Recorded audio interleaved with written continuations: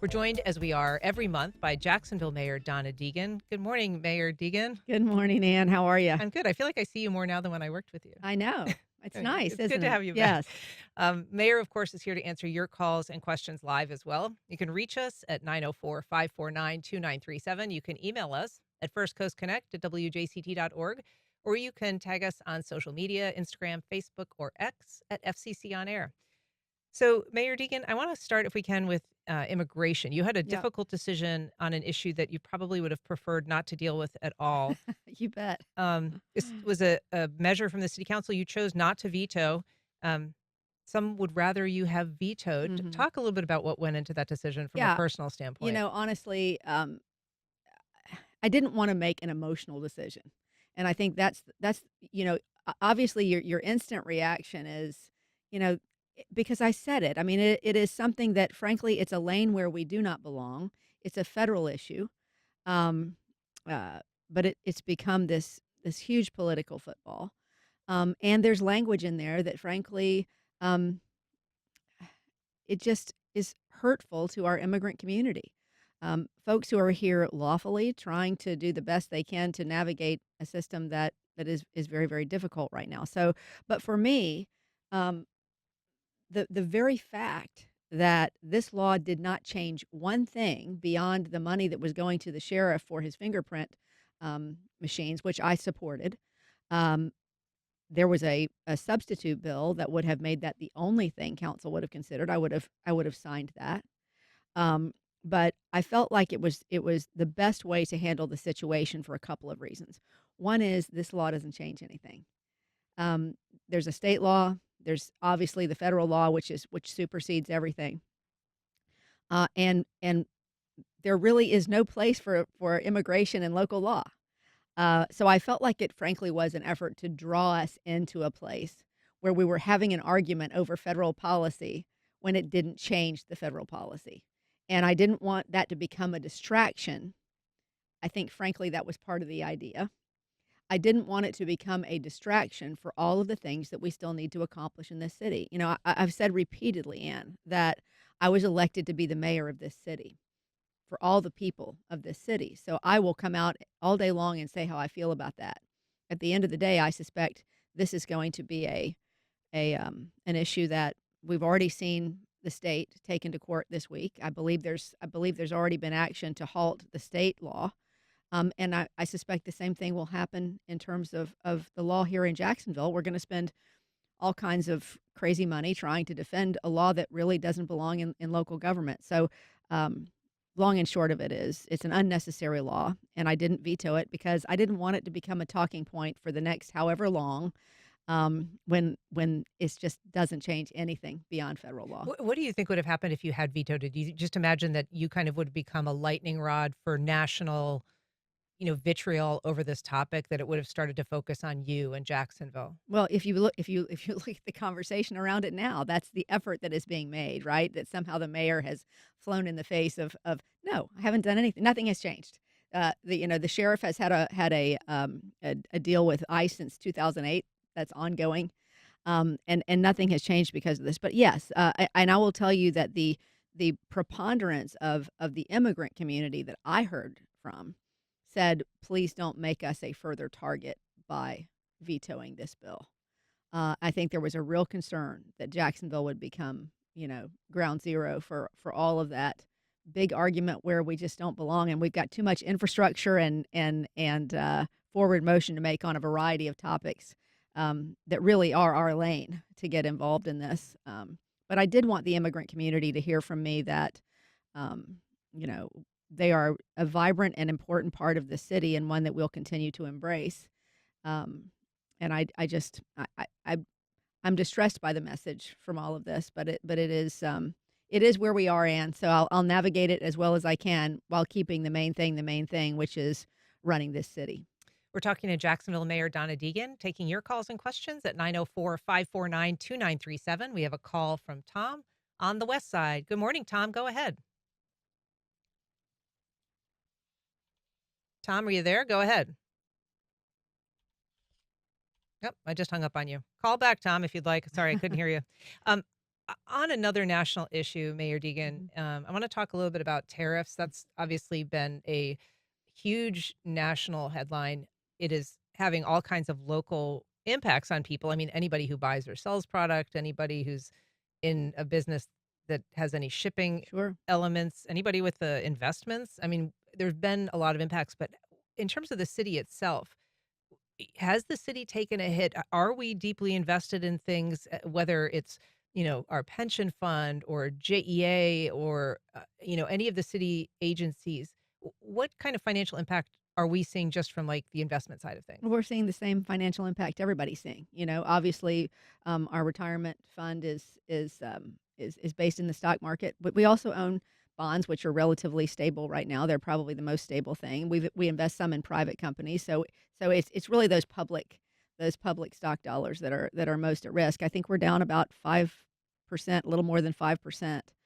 In terms of our fund right now. So it just like everybody, we're sort of hoping that What does that translate into in terms of translates into, more than $100 million. So right now we are definitely hoping that there is a stabilization there, or at the very least that the market finds its bottom and we figure out, how we're going to proceed. It's really hard to know what the overall impact is going to be until we see how this settles out. It still feels very fluid right now. and what are your advisors, whether financial or otherwise, telling you either to do, to not do, to whom to kind of bring your concerns and appeal? Well, I think no, I think all we can really do right now is, and we've all been through this. I mean, market volatility is part of any sort of change, and we've seen that. And I think that the big thing is, you don't want to panic. You don't want to go and sell things that are probably going to come back, and it may be an opportunity for us to invest in things that may grow.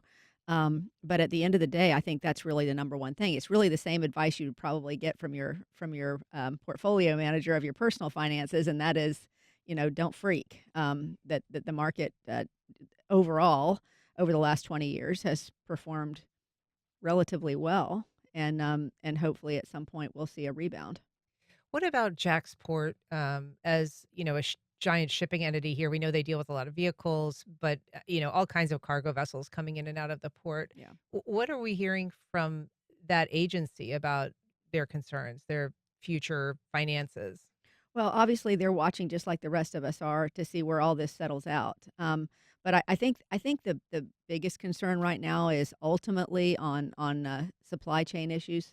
But right now, in terms of how the port is actually going to be um, impacted, what's good for us is that we have a very diversified port. We have a port that not only does imports and exports, but is very heavily involved with military transport and things like that. So there are other things that the port is involved in that will continue to be stable while we're sort of waiting to see how this tariff situation settles out. I think we have Tom back from the west side. Sorry about that, Tom. Tom, can you hear me? I think we're having some phone issues Uh-oh. here, unfortunately. Give it another try. Tom, I've got nothing. Hang on a second. We'll see if we can get that remedied. I'm not sure what's going on with the phone right now. Um, so, in terms of the tariffs, I mean, are you hearing from anybody in the conversations that you have, whether it's people at the chamber or people in the local business community? Do you hear from anybody that is supportive of these?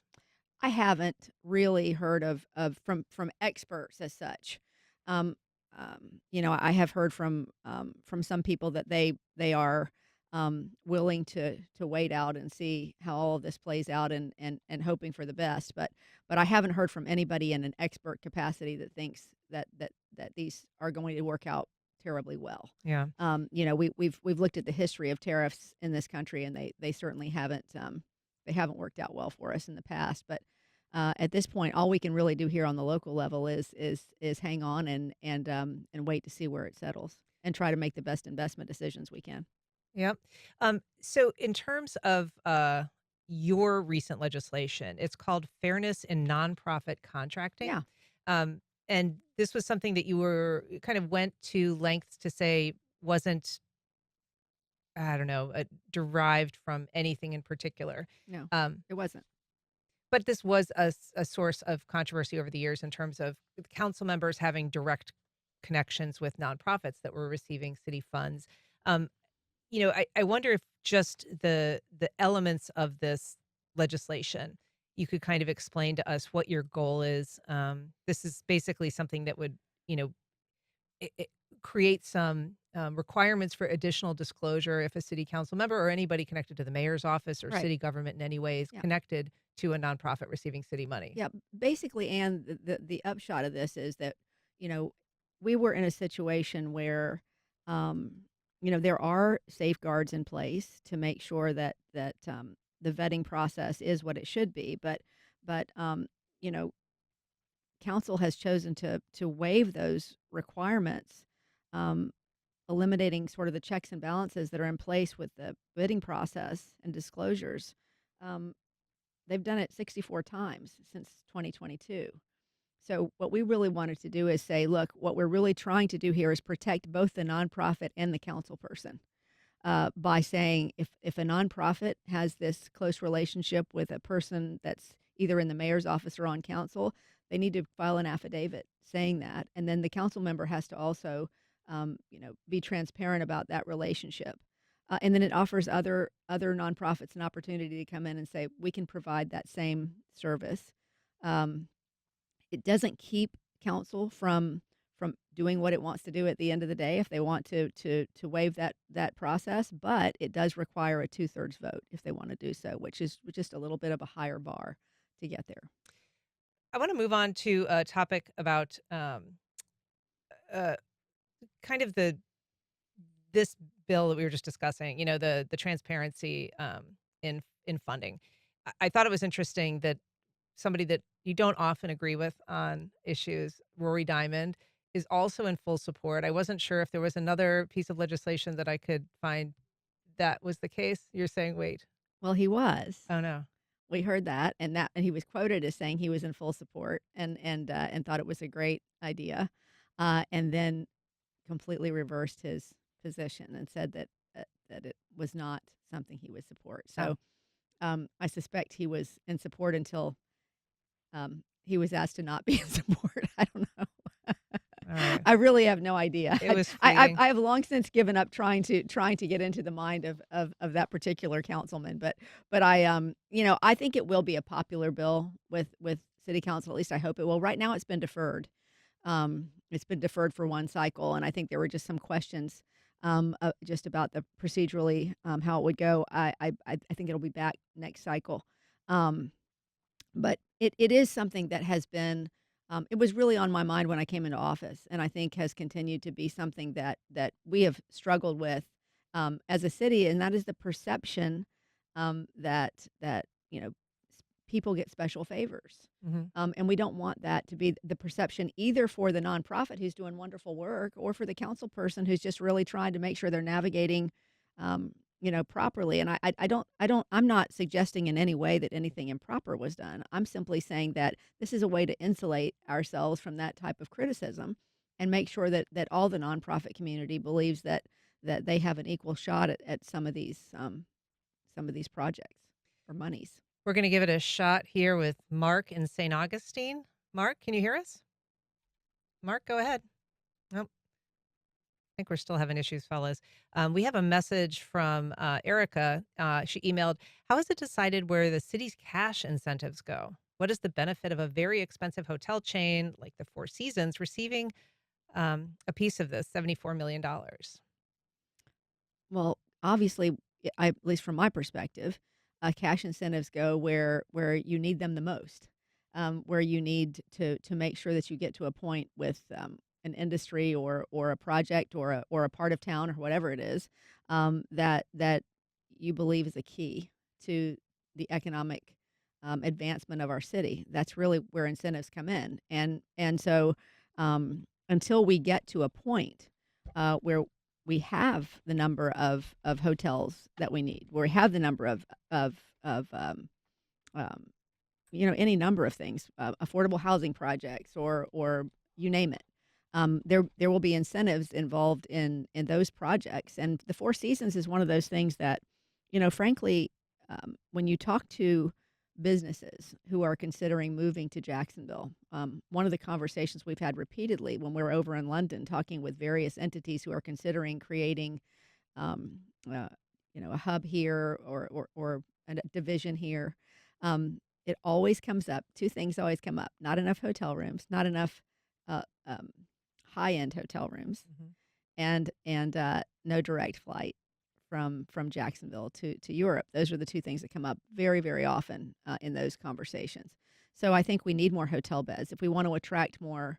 Um, if we want to attract more concerts and you name it, other things to Jacksonville, we need more of those hotel beds, and it really is important for business. So I would say, those are some of the reasons I would give for why incentives are still very important until we get to the point where we're just so cooking with gas that we don't need them anymore. But even when we're talking about somebody who's as kind of well-financed as somebody, either the kind of the man behind the project, Shad Khan, or the chain itself, the Four Seasons, known to be pretty exclusive, Yeah. still in Look, needed. these are businesses aren't in business, because they give everything, away. I think that at the end of the day, sometimes to attract these type of projects, especially when they don't pencil very well, is to offer some incentive. And I just think I think too we got the same sort of discussion about the stadium. Why should the city put any money for the stadium when Shad Khan has so much money? Well, he's invested, you know, literally tens, if not hundreds of millions of dollars into the city. That doesn't mean that this very wealthy, successful businessman is gonna wanna pay for everything. I mean, this is a city-owned property. So I get those arguments to a point, but there is a point at which I say, I don't know how much we're gonna ask a particular individual to do simply because they happen to be somebody that has a lot of money. We have a question, Hank on the north side saying, "Has the mayor considered purchasing vacant land and putting a tent on it to help the homeless?" Well, no, that's we really have tried to avoid that. We are looking at all kinds of different options in terms of different housing opportunities that we can create, and we are in the process of finding more crisis housing for people, and also are looking at more permanent housing opportunities. Um, but I would, if we possibly can help it, I would like to stay away from tents if we can possibly help it. I'd rather put people in actual structures if that's possible. And we have a plan in place, for that. And I think that we're moving forward nicely on that plan. Um, What is so what is the state right now? I mean, we know we've talked before about this new state law that requires the mhm. city to basically make sure nobody is sleeping outside, Yeah, makes outdoor camping illegal. And so the city has been working with the Jacksonville fire rescue folks yeah. The to path team, right? right to communicate with people who are on the street to try to get them into some sort of temporary shelter or even permanent shelter. What do we know about the latest interactions of that team in terms of how many people they are dealing with and how many people are having to be passed along to the Jacksonville Sheriff's Office and ultimately arrested? Well, what we know is that, in a relative sense, the number of arrests are far lower than the number of people that are being contacted. So, since late November, they've engaged with more than 560 people. The PATH team has some multiple engagements, and we've seen quite an extensive shelter bed expansion. So, Trinity Rescue, I've got the numbers with me. Trinity Rescue, 44 beds currently full. City Rescue, 26 beds full. Salvation Army has 26 beds that are going to be coming online soon. We're expecting a signed contact contract with them any day now. But the other thing, Ann, that we're really excited about is because you remember council took out a bunch of the money that we had asked for this process, and we really do believe that providing this housing and creating the wraparound services are critically important, and we're contracting with the beach now too to do some work for them with them. We have $1 million in emergency money that's coming from HUD. And so we've been working with HUD. They've approved a plan that we put in front of them for use of that money, but it will still require legislation that we're going to be bringing before council.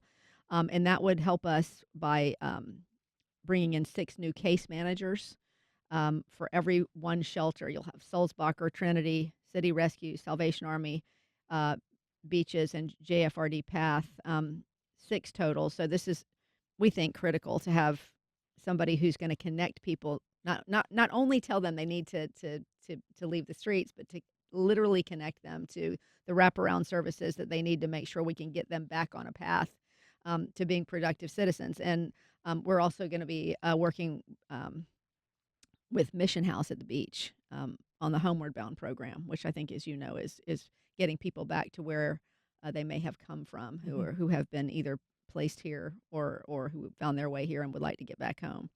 Um, Also, rapid rehousing program, a database expansion, so we really understand the gravity of the problem. These are all things that will go into this bill.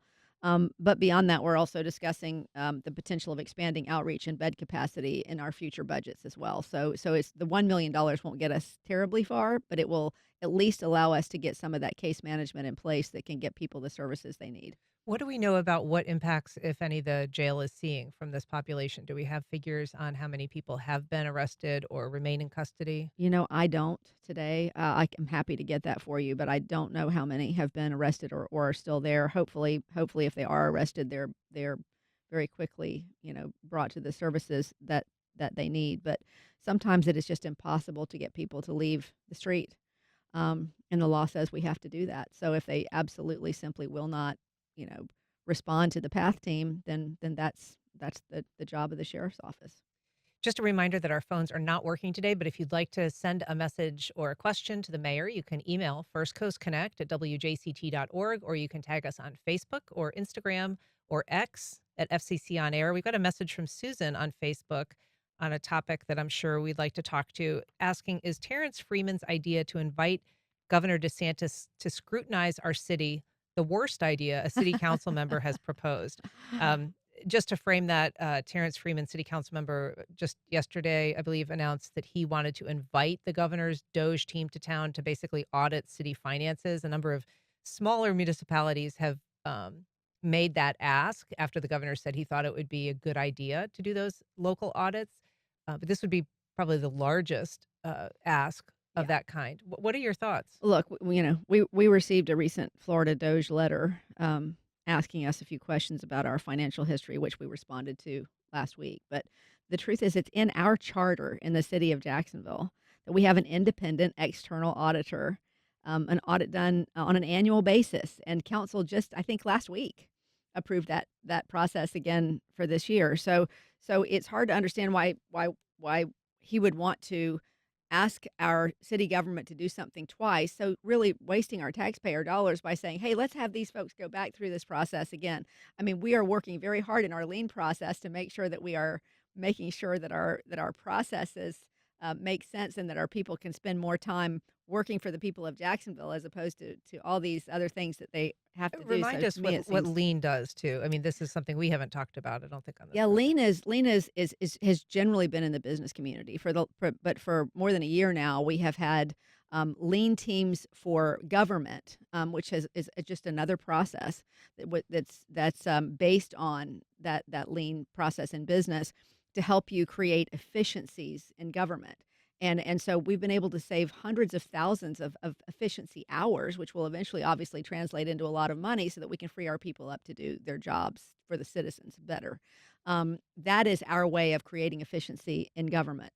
Eventually, we may see that we have a lot of vacancies in the city. We may be able to look at that and say, you know what, if we haven't filled those vacancies in X number of years, perhaps we don't need those positions.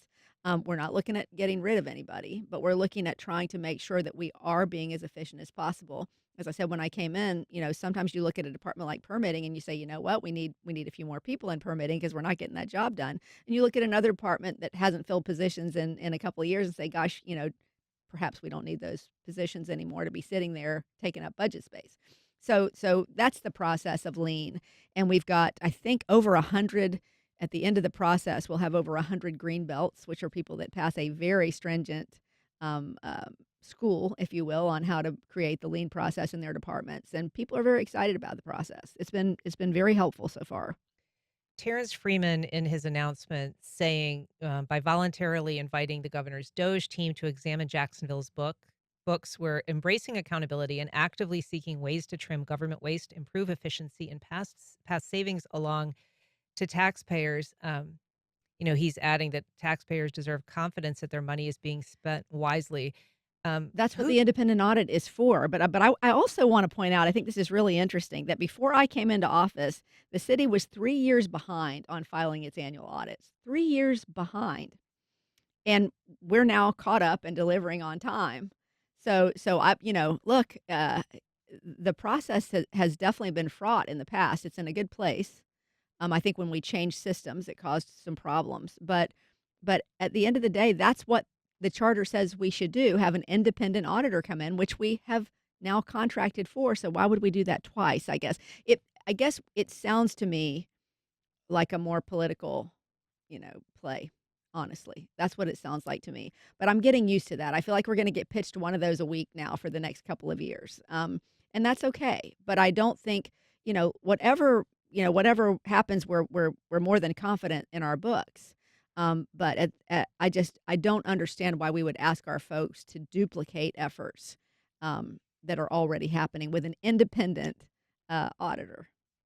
Got a question from Kimberly from the West Side saying, what level of accountability exists currently to account for dollars allocated to JSO for closing cases in major crimes, special victims, et cetera? And why isn't this concern coming to the forefront? Why are council members not concerned about those committing violent or dangerous crimes on our streets? Um, is the jail not full enough already? I think connecting that to the concern over, quote, illegal immigrants. Yeah, I don't really know how to respond to that. I think people, and it's been interesting because, I belong to an organization called the U.S. Conference of Mayors, where mayors from all over the country, try to connect on best practices and ways to move forward on various issues. And in just about every one of those municipalities, the relationship between the mayor's office and the police department is different. Mm. And here we have a consolidated government. We have 2 completely different entities, and the legislature has created a lot of autonomy for the sheriff's office. Sure. So really, the sheriff is responsible for his own, budget, how he spends his money, where he wants to move it around, how he wants to do it, and that's something over which, the mayor's office has absolutely no say. So I think that would really be a better question for the sheriff. I mean, in fact, I'm not sure what processes are in place the at the sheriff's legislature office. just a year or 2 ago created additional autonomy, allowing Yes. that even after the budget is approved by the city, that the sheriff can then kind of take the money in his budget and move it wherever he would like That's exactly right. without any additional oversight or permission. That's exactly right. And I will say, I do think that this sheriff has spent a lot more time, trying to talk with the public about why he makes the decisions that he makes. Hmm. And so I think that he would probably welcome that discussion. Tom on Facebook saying, has the mayor begun planning for the coming recession and the worsening severe weather we are seeing? Well, obviously we're always trying to plan ahead. We nobody wants to see a recession. And I don't know that we know that we're going to see that yet, but of course we're always we always have to plan with the budget numbers that we see coming. And we were already looking at probably a challenging couple of years just in terms of what we're getting in property tax, given the fact that we've had so much shrinkage in commercial occupancy since COVID. Yeah. So all of those buildings, or many of those buildings, have come back, to say, "Hey, we need a restructure of our taxes." So it is certainly something that we're constantly looking forward to. We have to certain things we have to pay for, and we'll continue to make sure that we have enough money to do that. But we'll always try to prioritize what brings the best return for our citizens. That's what we always do. Um, and that's why we're laser focused on things like affordable housing, because we know that's a huge impact. But what we're able to do there will be largely, determined by what we have. How different is planning for financial resiliency compared to planning for environmental resiliency and, making sure that you're, I mean, obviously there's costs associated with the latter in a huge amount, but they both, I guess, require forecasting into a somewhat uncertain Well, yeah, but I, future. you know, I can't remember the exact number now, but in any event, no matter what you're talking about, um, the old adage that an ounce of prevention is worth a pound of cure is true. So anything that you can do to prevent, something from happening, or to make sure that you are well, positioned for that thing happening, will save you a lot of money on the back end. But I would say it's different, especially right now, because there doesn't seem to be a lot of interest at the state and federal level to fund a lot of resilience efforts, and that's where we get a lot of our money for those things. So in that way, it's harder. It's harder than the budget planning. Yeah. Well, we're going to have to leave it there. Jacksonville Mayor Donna Deegan, thank you so much for making time for us today. And sorry to everybody that was on the phone that couldn't get through. We'll get that remedied as soon as we can. I'm sorry about that too, Anne, but thank you for having me and letting me ramble on for a bit. It was a pleasure. Good to see you.